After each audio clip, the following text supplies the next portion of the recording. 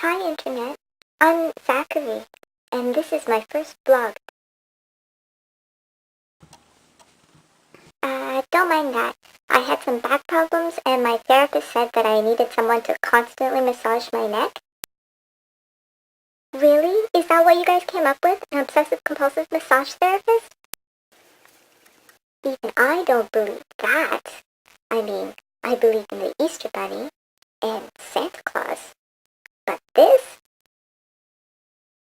Who writes this stuff?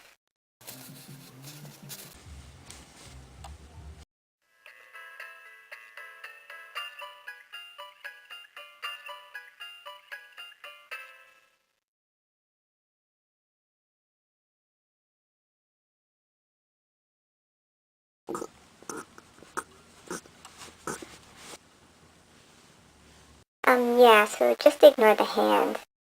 Hey Zachary, what's with the hand on your neck? It's my Plushateer. Plushateer? What's a Plushateer? BG, a Plushateer, you know, the guy that makes you move? Oh, you mean a puppeteer? No, puppeteers are the guys that shove their hand up your...